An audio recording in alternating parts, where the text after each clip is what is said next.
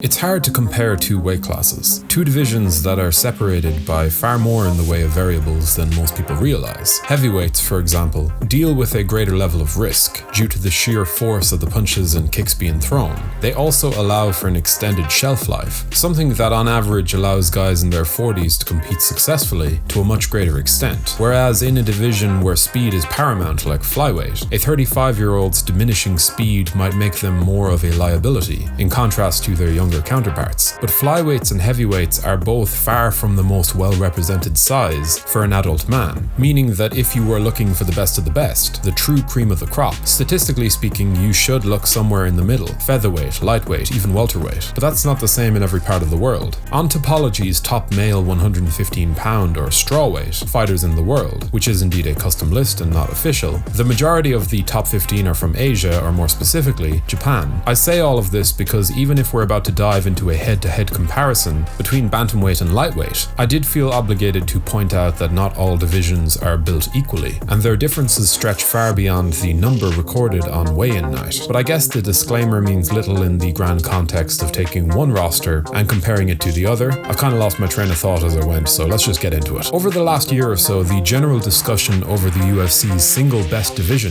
has generally boiled down to a pick between 135 pounds and 155. I know for myself that I've bounced back and forth more than once, so for today's video I'm going to lay out a very loose criteria, one that should paint a clearer picture of where each weight class is at present. The elite of the elite. For this first section I didn't want to boil it down to just the champion, because in a division like 155 it's clear that the best fighter in the weight class is currently Islam Makhachev, and he is the rightful king. But bantamweight's title picture has been quite weird, thanks to the Aljamain Sterling Petr Yan drama and the baffling TJ Dillashaw title defense. And right now I could name a few fighters within that mix who are good enough to be champion. I don't think it's the division's fault necessarily that Aljamain Sterling's title reign has been so weird, and for that reason I won't penalize them. When I say elite of the elite, I'm going to allow fighters who are highly ranked, highly experienced to some degree, in a level of current form that is worthy of their spot, and just generally talented as can be, taking from a mix of this criteria. For bantamweight you obviously have Aljamain Sterling, the champion, the number 1 ranked Sean O'Malley, the former champion Petr Yan, the rising contender Merab Dvalishvili,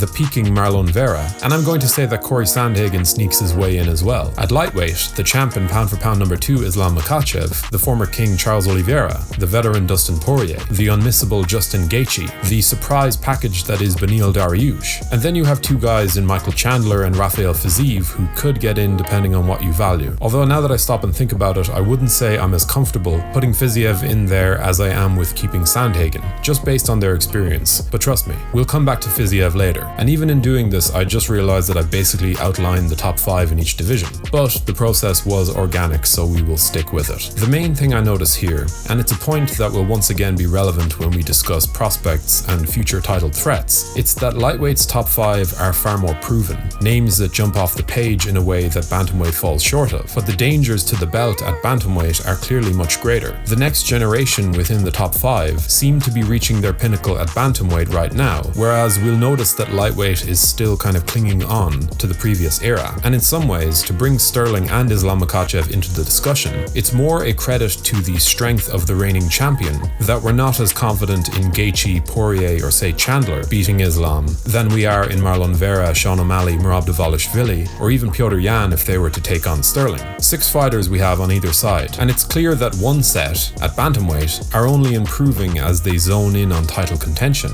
while the other, at lightweight, are looking like they're about to be picked off by the next generation. Prospects. That next generation at 155 pounds, well, if I'm being totally honest, this video was initially supposed to be about them, about how the UFC were maybe intentionally stifling their ascent so they could milk the likes of Poirier, Chandler, and Gaethje while they could. That's why we've seen the likes of Mateusz Gamrot, Guram Kutateladze, Arman Tsarukyan, and the recently retired Damir Ismagulov fighting amongst themselves, which seems a bit odd so early on, but none of them were actually finishing each other. They were just making it very clear that there was a new standard being set at lightweight. Anyways, that's kind of what I think the UFC are doing. Guys like Jalen Turner, Grant Dawson, and Yoel Alvarez all deserve to be taken seriously as prospects as well, making the lightweight division a true gold standard when it comes to rising talent. Bantamweight is certainly no slouch in that department, with the still incredibly young Song Yadong, the informed Chris Gutierrez, Umar Nurmagomedov, who is coming off a nasty finish finish, the 6-1 Said Nurmagomedov, Jack Shore, who should not be counted out, as well as the excellent Adrian Yanez, and a number of other rising talents who are maybe a tier below. I do think that while bantamweight, as I mentioned before, is further into its state of transition, possessing the more dangerous top-level talents who are within touching distance of the belt, lightweight has the better prospects. The most fighters within that 5 to 15 bracket, and even unranked, that you can point to as major players in the years to come. It's a narrow pick, and again, there are reasons why the lightweight division has seen its prospects halted at the door of late. But in 2023, I can all but guarantee that the Poiriers, Gaethjes, Chandlers and Oliveiras of the world won't be the force they once were. Maybe not all of them, but the next wave is certainly incoming. On a quick side note, if you're enjoying this content, be sure to subscribe to the channel to stay up to date with all of our weekly uploads. The stats. Look, this part is mainly for colour, and while it can't be fully relied on, it's still pretty interesting. In 2022, there were 66 fights contested within the UFC lightweight division. 22 of them, a third, were finished by knockout, 17 by submission, and then 27 by decision, giving the 155-pounders a very commendable finishing rate of 59%. For bantamweight, 61 fights produced 17 knockouts and 11 submissions, making their own finishing rate 45.9. That is to be expected though. Generally, the heavier the weight class, the more likely it is that a finish will happen. But here's where the numbers do get interesting. Lightweight has had more finishes in 2022 than welterweight and middleweight, who posted finishing rates of 53.2 and 54.7% respectively. Heavyweight, which worked with a smaller sample size of just 39 fights, only managed a 56.4% finishing rate, which is still behind lightweight. Light heavyweight was the only division with a higher finishing rate in the UFC last year, although it had the second least amount of fights at 35. Their rate was 71.42%, so a good constant supply of finishes. But given that the lightweight division is bang in the middle between lightest and heaviest, and had more fights contested in 2022 than any other division, the fact that it still managed to produce so many finishes is certainly interesting. Conclusion. As much as I don't want to lean on data, the eye test would have led me to a similar conclusion to the one that we just reached. Lightweight just seems to be very hot right now. The standard is just so high and seemingly getting better. Bantamweight is easily my second favorite division to watch when it comes to very reliable, high-octane bouts, but there's just something in the water at 155 pounds right now. That next wave of fighters who are on the verge of breaking through, they put a pace on that just seems to bring with it some understanding of where the next era of MMA might take place. While I don't have the stats in front of me, I would imagine that lightweight is where the most performance bonuses, and in particular the most fight of the nights, happen.